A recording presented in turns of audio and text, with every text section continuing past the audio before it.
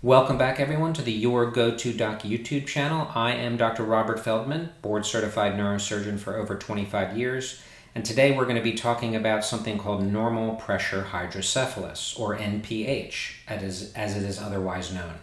You may have heard about this in the news lately because that is what the brilliant and amazing entertainer, singer Billy Joel was just recently diagnosed with. And as you will find out from the rest of this video, or the main video on the Your Go-To Doc YouTube channel, that luckily for Billy Joel, and luckily for us, therefore, this is a very treatable condition. So hopefully he will get back up on stage, making amazing music for the rest of the world again. We're going to talk about what NPH is, why it happens, what are the symptoms, what are the treatments, and what to expect before, during, and after that treatment.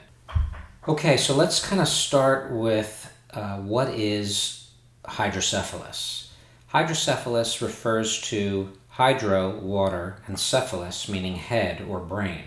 So it has to deal with water and the brain. So let's dive a little deeper into that. Why would water have anything to do with the brain? Well, the brain is actually bathed in and contained in and cushioned by something called cerebrospinal fluid. Now, cerebrospinal fluid is a crystal clear fluid that is made by these little cells inside the fluid spaces of the brain called choroid plexus cells. And these choroid plexus cells make this fluid at a certain amount per minute, per second, per day. And there's a normal amount of fluid that's produced by these cells. Now, that fluid empties out of these cells into spaces in the brain called ventricles, and there are lateral ventricles, a third ventricle, and a fourth ventricle, as well as passageways that connect these ventricles. So this fluid made by the choroid plexus pours into the ventricles, travels between them, and then eventually goes down into the spinal canal, back up to the brain, on the surface of the brain, and then eventually gets absorbed into the bloodstream. And that flow of that fluid is regulated, determined by how fast the cells are making the fluid, how open the passageways are in between the ventricles, and we'll look at some diagrams so you can understand what the ventricles look like and where they are, as well as the little passageways that allow the fluid to get absorbed into the bloodstream, and those passageways are called arachnoid granulations. So that fluid that bathes the brain, if not flowing properly, can lead to hydrocephalus, which means a buildup of that fluid in and around the brain. Now, in the case of the topic we're talking about today, normal pressure hydrocephalus, that suggests that even though fluid is building up in the brain, the pressure that's created is not high and is technically normal. And that's why most patients with normal pressure hydrocephalus do not have headaches. They have other symptoms, which we'll talk about in a minute.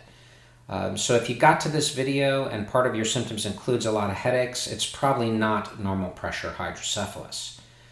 So before we go on to what kind of symptoms are caused by normal pressure hydrocephalus and why, let's take a look at some diagrams to dive deeper into cerebrospinal fluid, choroid plexus, arachnoid granulations, ventricles, and the flow of cerebrospinal fluid. So let's take a look at those pictures.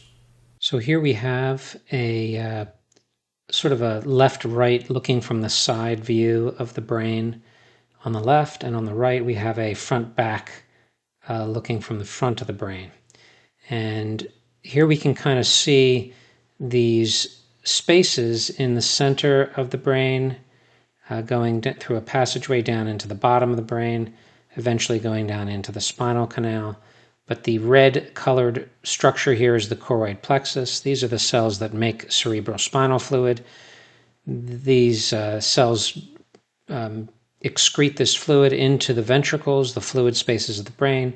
The cerebrospinal fluid then travels through the passageways out into the surface of the spinal canal and the surface of the brain, bathing the outside of the brain in cerebrospinal fluid. This fluid serves the purpose of providing nutrients and taking away waste products, as well as physical cushioning of the brain. And then finally, you can see these little structures going into this major venous structure here down the center of the head called the superior sagittal sinus. And that is venous blood going back to the heart, and the spinal fluid will be actively secreted into the blood to be recirculated down to the heart and the body, eventually getting absorbed, and then this choroid plexus makes that cerebrospinal fluid all over again. That balance between production of cerebrospinal fluid by the choroid plexus and absorption of cerebrospinal fluid into the bloodstream by the arachnoid granulations is a very balanced rate of production and absorption. If that is out of whack, either too much production, too little absorption, you can get a slow buildup of this fluid in the fluid spaces of the brain here. And that can press on certain fibers or nerves of the brain, leading to the symptoms of normal pressure hydrocephalus, which we're about to talk about. But on this picture on the right, you can see from the front back view, the lateral ventricle here on this side, lateral ventricle here on this side, third ventricle in the middle, fourth ventricle in the middle, down lower. Fourth ventricle allowing cerebrospinal fluid to empty into what are called the cisterns, which then allows the CSF or cerebrospinal fluid to bathe the spinal canal and the outside of the brain. Up here you can see the cerebrospinal fluid draining into the sagittal sinus. So again, these are pictures of the flow of CSF, cerebrospinal fluid, in and around the brain, and why, if there is an imbalance in production and absorption, you can get a buildup of this fluid. In the case of NPH, it'll be without a significant increase in pressure. That could be due to atrophy or increased compliance in the brain in an older person. It could be because of the slow buildup of fluid that allows the brain to accommodate. But typically, if you did a spinal tap in these patients, the pressure would not be high. Okay, let's get back to the video. So now you're an expert on cerebrospinal fluid, ventricles, and the flow of CSF or cerebrospinal fluid in the brain. Let's get back to normal pressure hydrocephalus. Now keep in mind, there are many different types of hydrocephalus. There's obstructive hydrocephalus, communicating hydrocephalus, and then normal pressure hydrocephalus. Today we're just talking about normal pressure hydrocephalus. So as the name implies, the pressure in the ventricular system and the spinal fluid system is normal or close to normal. Patients typically don't have headaches, but despite that pressure being normal, the ventricles still enlarge and pressure or a stretching of normal nerve fibers still occurs. The reason this still occurs with normal pressure is mostly because this happens very slowly over time. In addition, this condition of NPH typically occurs more often in the elderly, and the elderly or older people typically have more brain shrinkage. And because there is less brain tissue inside the skull, the brain can accommodate a larger buildup of fluid without an increase in pressure. And that's because of pressure and volume relationships. So older people, more brain atrophy or shrinkage, more space in there for the brain to accommodate buildups of fluid. And that's why you can get this scenario of a buildup of fluid in the spaces of the brain, but normal pressure. So now let's talk a little bit about what kind of symptoms can occur with normal pressure hydrocephalus. So symptoms of normal pressure hydrocephalus are typically described as a classic triad, which basically means there are three main symptoms that usually present with normal pressure hydrocephalus. The first of these is difficulty walking. This symptom is usually the earliest and most noticeable of symptoms of normal pressure hydrocephalus. It's often described as a magnetic gait. It is a slow, shuffling walk, often difficulty starting to walk, unsteadiness or balance difficulty, a shuffling aspect to the walk, again, otherwise known as a magnetic gait, usually the earliest and most significant and prominent of the three symptoms. The next set of symptoms, or next symptom with respect to the classic triad of symptoms with normal pressure hydrocephalus, is problems with cognitive abilities, That's memory, concentration, thinking.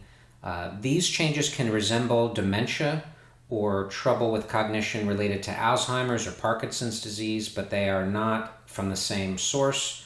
And typically they will be problems with a slowness of thinking, trouble concentrating, difficulty with planning or multitasking, memory difficulty, and patients with normal pressure hydrocephalus, as opposed to other patients with other types of thinking problems like dementia from Alzheimer's or Parkinson's, typically know what they want to accomplish or do, but just struggle to make it happen or do it quickly.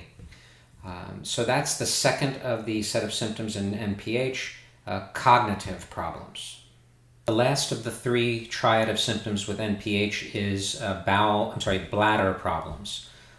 So that's typically problems with urination, and that can include urinary urgency, frequent urination, difficulty holding the urine, and then in the later stages of NPH, severe incontinence. This is often not as bad as the cognitive and walking problems, but certainly can lead to more significant issues of activities of daily living, self-care, and more frequently in women, urinary tract infections, which can cause all sorts of other problems. So to sum up, the three symptoms of normal pressure hydrocephalus, difficulty walking, difficulty thinking, and difficulty managing bladder capabilities or bladder ability. And that's the classic triad of symptoms of normal pressure hydrocephalus. So we've talked about cerebrospinal fluid, where it's made, how it flows around the brain. We've looked at some images of patients with normal pressure hydrocephalus. We've talked about the symptoms of NPH. Let's talk about how do we diagnose that patient. How does that patient end up in someone like my office? Well, typically the patient will start having one of those three symptoms that we mentioned a little bit ago. They'll see their primary care doctor. They'll get referred to a neurologist. The neurologist will order some imaging of the brain, and they'll do an exam, a physical exam, take a detailed history, maybe a detailed cognitive neurological assessment. And keep in mind that NPH is often misdiagnosed because the symptoms can be for many other reasons. So it's kind of a combination of those three symptoms together, ruling out other possibilities, imaging, and then finally, if NPH is suspected, you can do something called a high-volume lumbar puncture. Now that doesn't sound very, very nice, and it's not, but it's a very, very good way to diagnose normal pressure hydrocephalus. And basically what it is it's a spinal tap where you remove a fairly large volume of spinal fluid, typically 20 cc's or so, or 20 milliliters or so, same thing. And by removing that spinal fluid, you're basically lowering the volume of CSF in the system. And then you, after that fluid is removed, you then have the family and maybe also the physician evaluate the patient in the next 24 to 48 hours after the spinal tap.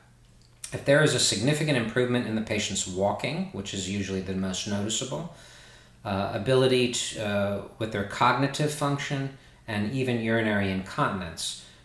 If they have NPH and they get a high-volume lumbar puncture, one or all of those three symptoms can significantly improve in the first 24 to 48 hours before the choroid plexus starts making and replacing that spinal fluid.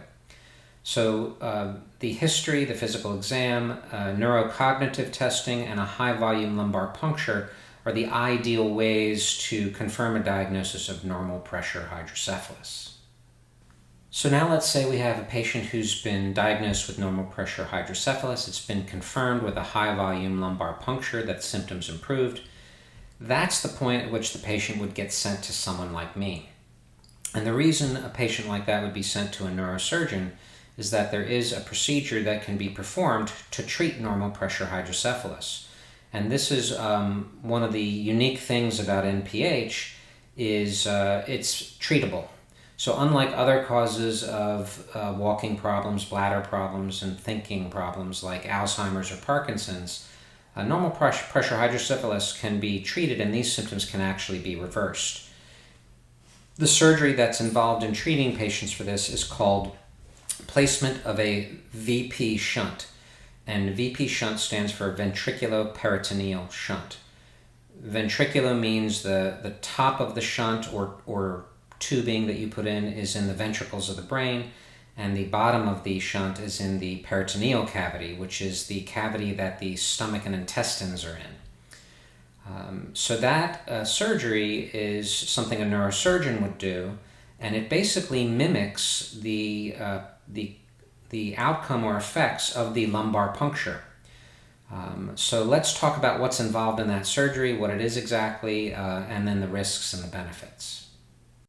Okay, so let's take a look at some pictures that'll help you understand how the ventriculoperitoneal or VP shunt is put in the human body. Up in the upper right-hand side of the picture here, you can see the the peritoneal catheter. This end of the catheter goes in the abdominal cavity. Ignore this clear area here. Assume the catheter just ends here. I just use a plain peritoneal catheter. This picture in the middle is the valve. I like to use the PS Medical Delta valve. The little arrow shows you what orientation the valve should be in because this is the flow of fluid. So ultimately, this end of the valve would be attached to this end of the peritoneal catheter and secured with a suture. Right about here, we tie it down tight with a suture. This end of the valve would be attached to the ventricular catheter, which is the catheter going into the brain. And if you look on the bottom right here, you can see what an X-ray of the PS Medical valve looks like. And what's nice about the X-ray is you can tell based on the orientation of this little area here compared to the arrow of where the catheter is set. You can adjust this catheter to different settings from a very low setting, 0.5, to a higher setting of 2.5. And what's nice is that you can adjust this catheter from the outside of the body with a magnet. So you don't have to do an operation to change the valve setting. You don't have to change the valve itself to change the valve setting. All this can be done with a magnet on the outside of the scalp.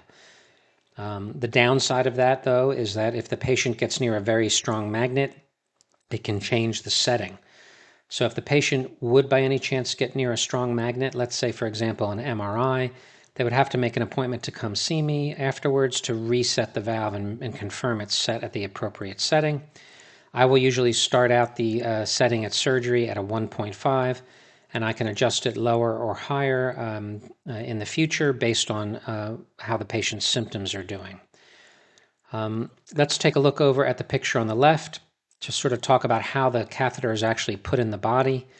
What I will typically do is initially I'll make an incision down here in the abdomen about 3 or 4 inches below the bottom of the rib cage. I will go down through the subcutaneous and muscular layers and eventually get down to the layer covering the peritoneal cavity. I'll enter the peritoneal cavity with a small nick in that connective tissue layer with scissors. And once I'm sure I'm in the peritoneal cavity, I'll put an antibiotic-soaked sponge in that incision and kind of leave that alone as I go do the other parts of the surgery.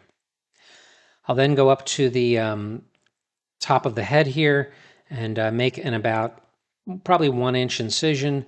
And the entry point and trajectory of the ventricular catheter entry will be based on landmarks on the body. For example, the inner part of the middle part of the eye here, the ear canal here, those two things can be used to help guide the trajectory of the catheter. Usually the catheter will go in probably about 6 centimeters. And as the catheter is slowly passed through the brain tissue, you'll feel some resistance when you get to the lining of the ventricle. And then if you push a little harder, you'll get through that lining and you'll feel a little pop. And then you'll know you're in the ventricle. You then would remove the stylet of the ventricular catheter and clear cerebrospinal fluid would then come out of the catheter and you'll know you're in the right spot. I'll then put a clamp on that catheter so cerebrospinal fluid doesn't come out anymore, and then pack that little incision with an antibiotic-soaked sponge. I'll then go back down to the abdominal incision and use tunnelers and various other instruments in the OR to create pathways under the skin. all the way from the abdominal incision up to the cranial incision. I will then use those instruments to pull the peritoneal catheter up from the abdominal incision all the way out to the scalp. I will then attach that catheter to this end of the valve. I will then attach the ventricular catheter to this end of the valve and secure these areas with sutures.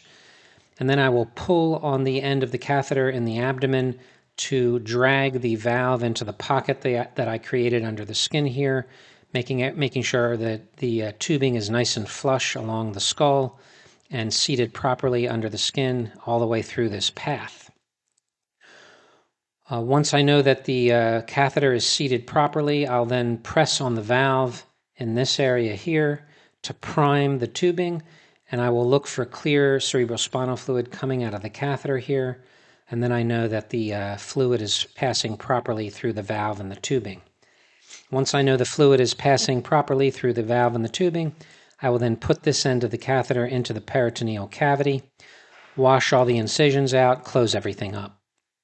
That whole surgery takes about an hour and a half, and the patient will have about a 1-inch incision in the scalp here, a 1/4-inch incision behind the ear, and about a 3-4-inch incision down here in the abdominal cavity. And that surgery, again, takes about an hour and a half. And that is the process in a superficial description way of describing how to put the catheter, the VP shunt catheter and valve into the human body. So we just spent some time looking at diagrams of how a VP shunt is put in place. Patients who will benefit the most from a VP shunt are the ones who responded well to the high-volume lumbar puncture, patients who were diagnosed earlier on in the disease process rather than later, as well as patients that don't have other medical problems that can contribute to those 3 symptoms we talked about that are typical for NPH. So those are the ideal candidates for that surgery. What are the risks of that surgery? Well, there are 3 risks for any surgery. It doesn't matter what kind of surgery it is. And those 3 risks are infection, bleeding, and problems with anesthesia. Those risks are all very low, but they're in the book, so we have to tell you about them. And that's why we get blood tests, EKGs, chest x-rays, all those kind of things. Make sure that the person's as healthy as they can be for the procedure, which the risks of that are mostly with the anesthesia, especially in the elderly age group. There are a couple of risks that are special to the surgery because of where the surgery is occurring. That catheter that's put into the ventricle of the brain is not done under direct visualization. You're using landmarks of the skull and the head to guide the tip of that catheter into the ventricle. There is a possibility that blood vessels could be injured as the catheter passes through the frontal lobe or the occipital lobe. There's also a possibility that the catheter will not be in the correct position. Usually these patients have very large ventricles, so it's not really hard to get that catheter in there. But injury to the brain, bleeding, and that bleeding could be very tiny to the point where the patient never notices it, or it could be a massive hemorrhage that could kill them. That risk is extremely small, less than 1% chance of significant bleeding from this procedure. There are also risks in the belly end of the procedure. So when you are accessing that peritoneal cavity that the intestines and the stomach and everything like that kind of lives in, there is a risk of perforating the intestines. Again, very small risk, but it's not impossible. And then, of course, there are risks inherently associated with the fact that you are bypassing the normal fluid drainage system of spinal fluid or cerebrospinal fluid. And that means that the catheter and the valve that you've put in for this procedure can get clogged. The tips can get clogged with material, or the catheter tip in the abdomen can get stuck against something so that it's not draining properly. The valve can get clogged or malfunction. So these are all inherent risks of just the hardware that you're putting into the body. And those are the 4 or 5 main risks to that procedure. So now let's talk about what to expect after the surgery. So after the surgery, the patient will wake up in the recovery room. Most of the soreness will be in the abdomen area where you have to kind of go through the layers of muscle of the abdomen to get to that spot that you need to get to. So typically the abdomen will be the sorest part. The head incision and the neck incision, not very painful. I usually put numbing medicine in those areas anyway, so that can wear off in about 6 or 8 hours, and maybe a little bit of soreness at that time in the scalp and the neck. Recovery room for maybe 40-45 minutes, letting the anesthesia wear off, and then you go up to a regular room. Typically, I will keep the patients in the hospital one night.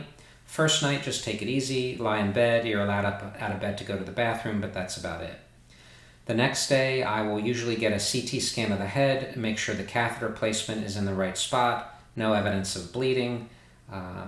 Usually I will not see a change in the ventricle size that early because it's been going on for so long. The brain has kind of accommodated to the size of the ventricles. It takes some time for the brain to kind of re-expand and the ventricles to get smaller. I like to get that CAT scan of the brain also as a baseline because if something changes down the road, you can always have that to compare. Similarly, I like to get x-rays of the head, the neck, and the chest and the abdomen, following the tubing all the way from the brain down into the belly. Also as a baseline, that way if something happens a couple of years later, you can compare it. If there's a kink, a disconnection, something's changed location, you have that baseline imaging to compare it to. Usually the next day, therapy will walk the patient in the halls, make sure they're steady enough to go home, or if they also can document any improvement in their gait or ability to walk. I'll come in around lunchtime, I'll look at the patient's incisions, I'll ask them how they're feeling, I'll ask the family and the patient if they've noticed any improvement in those 3 symptoms: ability to walk, ability to think, and any bladder incontinence they may have had. If everything looks good, I'll let the patient go home. 3 or 4 days stuck in the house, that doesn't mean lie in bed all day, but just stay home. You're allowed out of bed to go to the bathroom, watch TV, read a book, up and down the steps once or twice a day, but that's about it for about a week. A week after the surgery, they could drive, assuming they could drive before the surgery. They can go shopping for groceries, maybe a movie, something like that. But for 2 weeks after the surgery, I basically want them to be a slug. No bending, twisting, lifting, housework, yard work, walking the dog, exercise, travel, home improvement projects, hang gliding, skydiving, etc., etc. Nothing like that.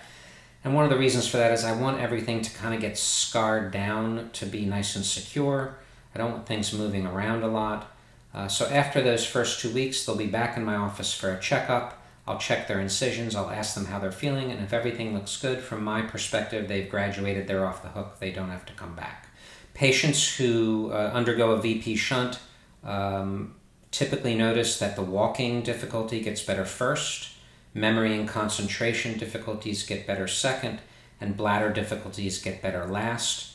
And improvement can take months to even a year sometimes to improve, and a lot of that depends on how long symptoms have been going on in the first place. Okay, so before we wrap things up, let's take a quick peek at some after-surgery pictures just to give you an idea of what we're looking at. The picture on the left over here is a CAT scan of the brain. Imagine you are standing at the foot of the patient lying on their back, and a slice of their head pops up like a piece of toast, and you're looking at it from below. That's what this picture is. So this left side of the picture is actually the right side of the body. But here you can see the tip of the catheter in the ventricle. The ventricle is this large black spot here full of fluid. That red arrow is pointing to the tip of the ventricle. That's pretty good placement.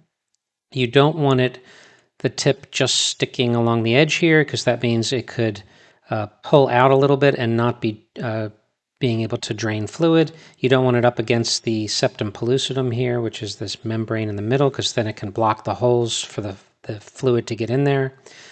So that's a pretty good right frontal horn of the lateral ventricle placement of the ventricular catheter.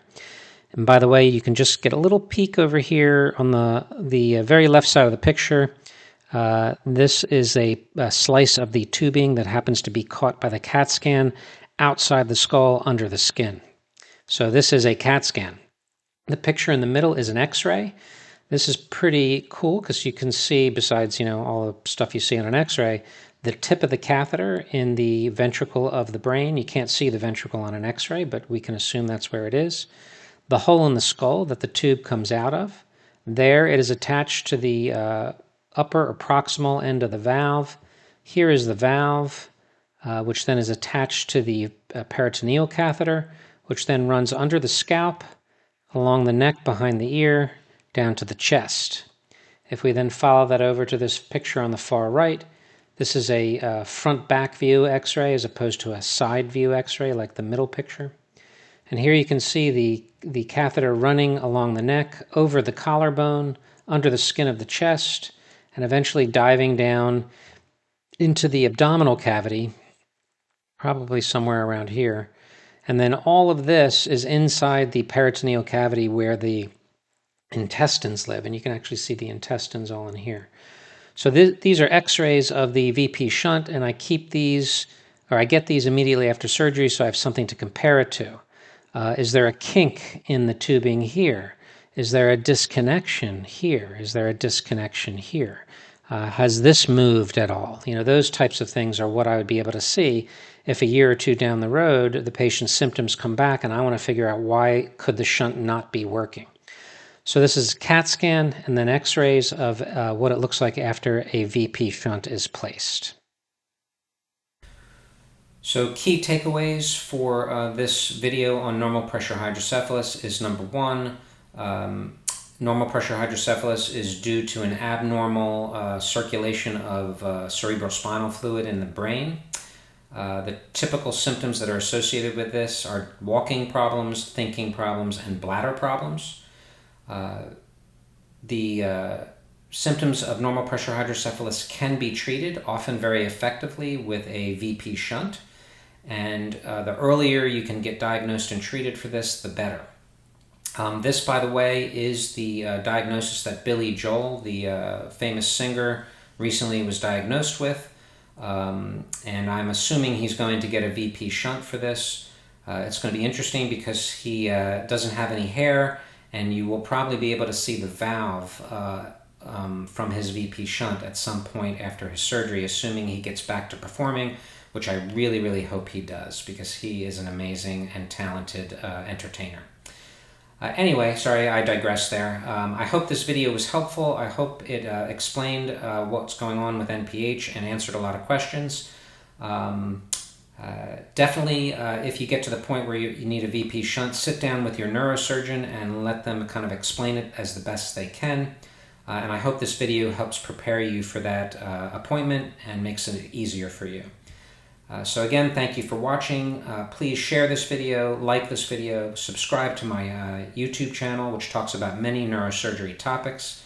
And don't forget the most important thing you can do: stay healthy.